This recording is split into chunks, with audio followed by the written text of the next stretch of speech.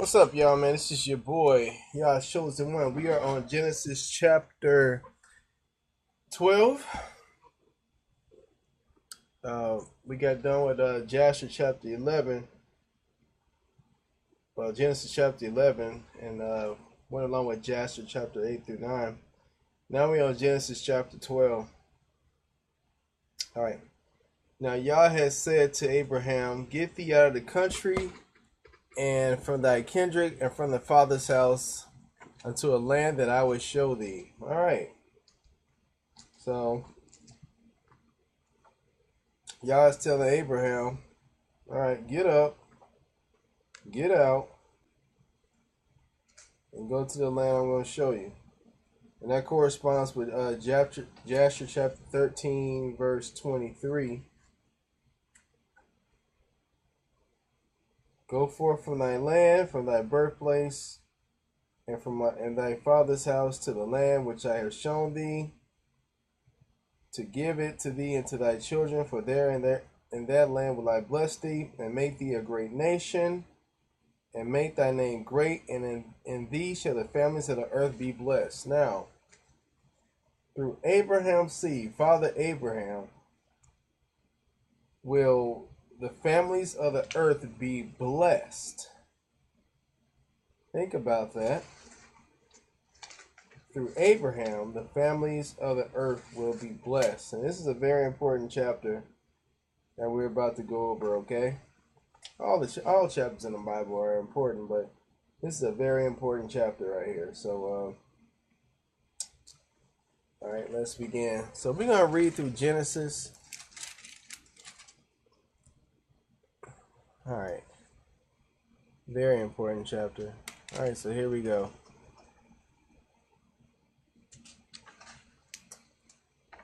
Yeah, that's a lot. I'm going to read to verse 10 and let you know, and then I'm going to flip to Jasher. I'm going to let you know what's going on, okay? And I will make of thee a great nation. I will bless thee and make thy name great, and thou shalt be a blessing. And I will bless them that bless thee, and curse him that curseth thee. And in thee shall all families of the earth be blessed. So through the seed of Abraham will all nations be blessed. And we're going to go down through Abraham's genealogy and see who these people are that are the seed of Abraham. Abraham has plenty of seed, but as we go further in the Bible, we know that there's a particular seed that is the chosen ones for the Most High through Abraham. So Abraham departed as Yah had spoken unto him, and Lot went with him, and Abraham was 75 years old when he departed out of Haran. And Abraham took Sarai his wife. Let's see here. All right, there we go. His wife, and Lot his brother's son, and all their substance that they had gathered, and the souls that they had gotten in Haran. And they went forth to go into the land of Canaan, and into the land of Canaan they came. Okay. And Abraham passed through the land to the place of Shechem, and to the place of Moreh, and the Canaanite was then in the land. And Yah appeared unto Abram and said, Unto thy seed will I give this land. And there builded he an altar unto Yah, who appeared unto him. And he removed from thence unto a mountain on the east of Bethel, and pitched his tent, having Bethel on the west and high in the east. And there he built an altar unto Yah, and called upon the name of Yah. All right. Right there, I'm going to stop, and we are going to read in Jasher. We're going to start with Jasher chapter 13. We already read verse 24, so we're going to start with 25, okay? And Abraham arose and took his wife Sarai, and all belonging to him, and all that were born to him in the house, and the souls which they had made in Haran. And they came out to go into the land of Canaan. Okay, just like Genesis chapter 12 is saying. And Abraham went to return to the land of Canaan according to the word of Yah. And Lot, the son of his brother Haran, went with him. And Abram was 75 years old when he went forth from Haran to return to the land of Canaan. Just like Genesis said. And he came to the land of Canaan according to the word of Yah to Abram. And he pitched his tent, and he dwelt in the plain of Mamre. And with him was Lot his brother's son, and all belonging to him. Just like Genesis said. And Yah again appeared to Abram and said, To thy seed will I give this land. And he there built an altar to Yah, who appeared to him, which is still to this day in the plains of Mamre. All right. So we're going to chapter 14, the book of Jasher. In those days there was in the land of Shinar a wise man who had understanding in all wisdom and of a beautiful appearance. But he was poor and indigent. His name was Rikayon, and he was hard to set to support himself. And as we continue, we're going to see that Rikayon will become the first Pharaoh. Rikayon, remember that, Rikayon is the first Pharaoh. And he resolved to go to Egypt, to Osiris, or Swiris, who eventually becomes Osiris, the son of Anam, king of Egypt, to show the king his wisdom, for perhaps he might find grace in his sight, to raise him up and give him maintenance. And Rikayon did so. And I believe this Osiris dude. I believe this Osiris dude is actually just another name for Nimrod. And when Rikayon came to Egypt, he asked the inhabitants of Egypt concerning the king. And the inhabitants of Egypt told him the custom of the king of Egypt. For it was when the custom of the king of Egypt that he went from his royal palace and was seen abroad only one day in the year. And after that, the king would return to his palace to remain there. So the king of Egypt only saw the people one day out the year. Raised his hand, my people, and that was it. And on the day when the king went forth, he passed judgment in the land, and everyone having a suit came before the king that day to obtain his request.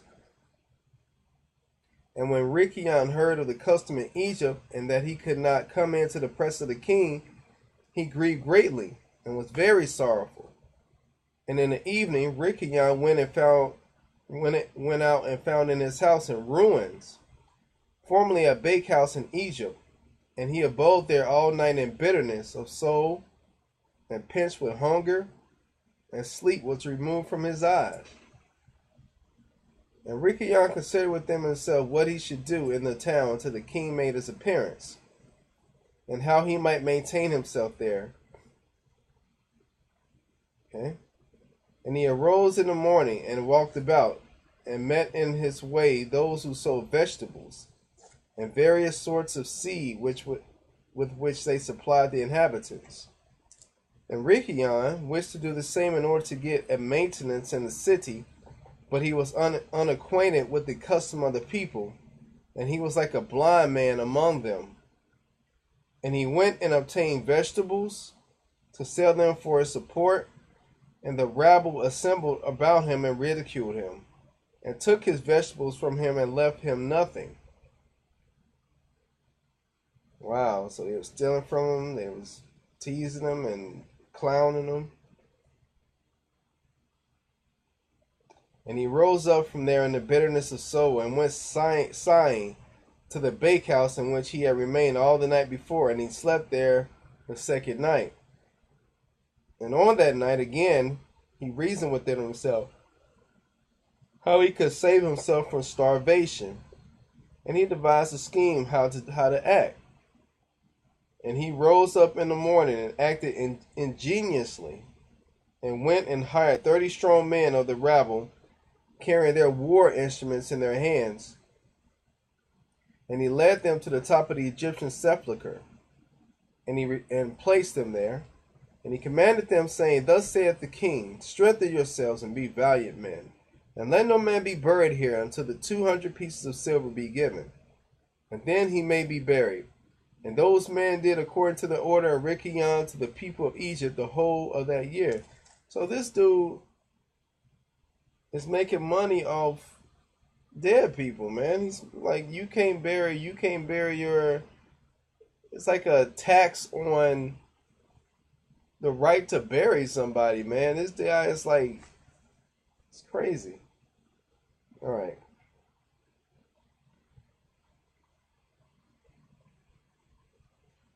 So where was that?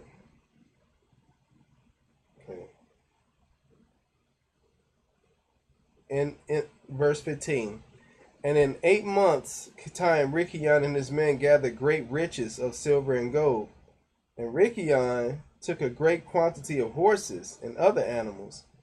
And he hired more men, and he gave them horses, and they remained with him. And when the year came around, at the time the king went forth into the town, all the inhabitants of Egypt assembled together to speak to him concerning the work of Rikayon and his men.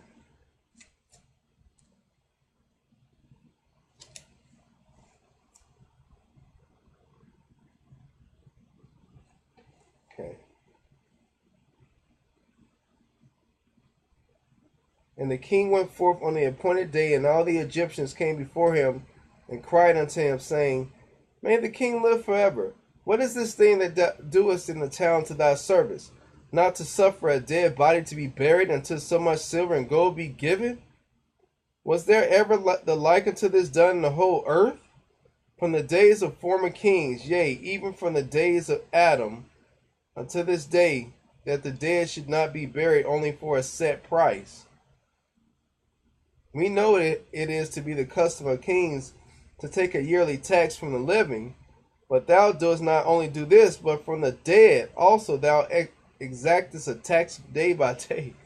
So this Rikayon dude, man, ingeniously devised a plan to tax them for burial rights, man. The corpse would just stay until you paid him a tax to bury your person. Man.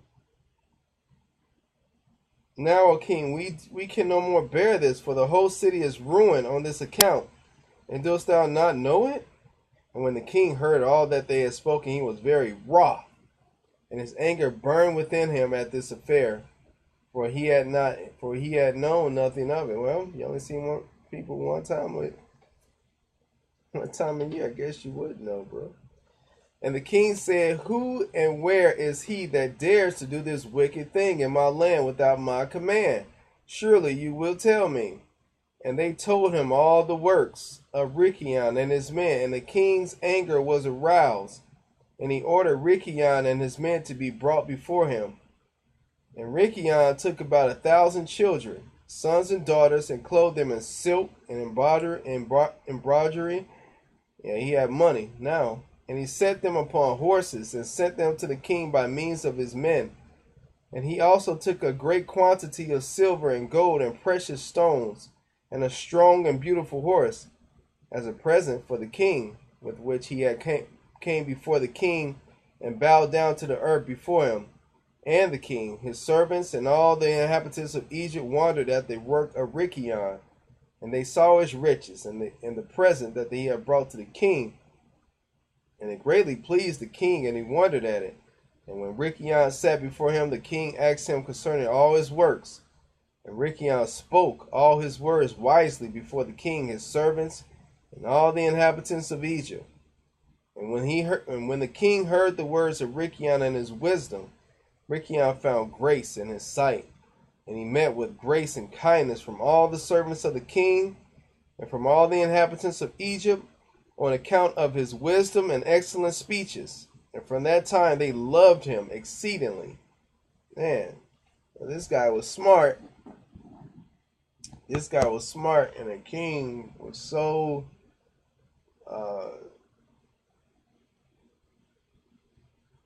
man, he was just so taken back by how he pulled it off. His wiseness, I mean, not wiseness, but just his smarts and wits about it. and they love this guy. And the king answered and said to Rikayon, Thy name shall no more be called Rikayon, but Pharaoh shall be thy name, since thou didst exact a tax from the dead. And he called his name Pharaoh. Now you see what a Pharaoh is? That's the origins of Pharaoh. The origins of Pharaoh is a god or a king of the dead.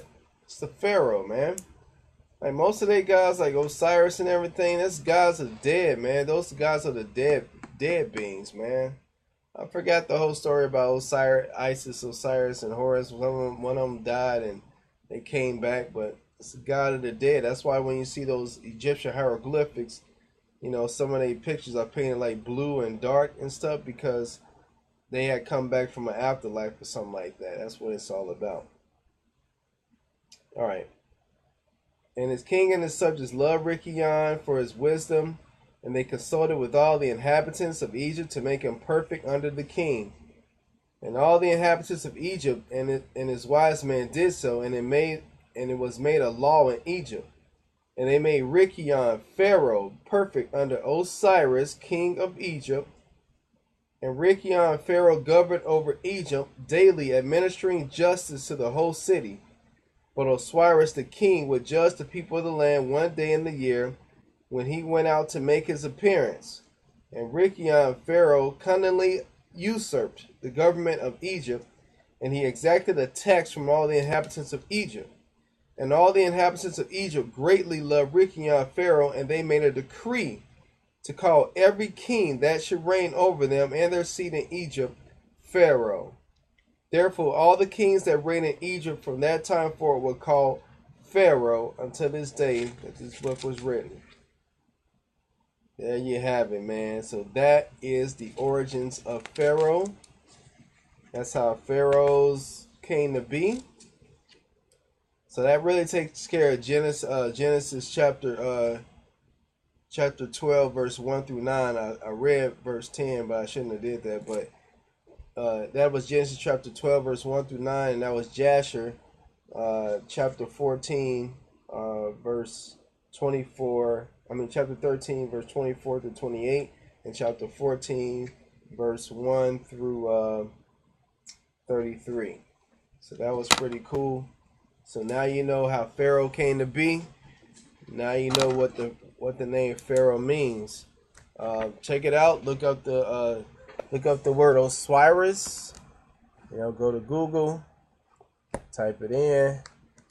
And I believe, man, this cat is just another name for Nimrod, man. It's another name for Nimrod, man. I guarantee, man, this cat is Nimrod, man. Dude had lots of names. Yeah. Yup. That's Nimrod. Nimrod is Osiris, man. That's Osiris. So all these people on this Illuminati is all seeing eye. It all goes back to this pagan worship, man. Babylonian and Egypt, he has many names. Osiris is just one. It's Osiris.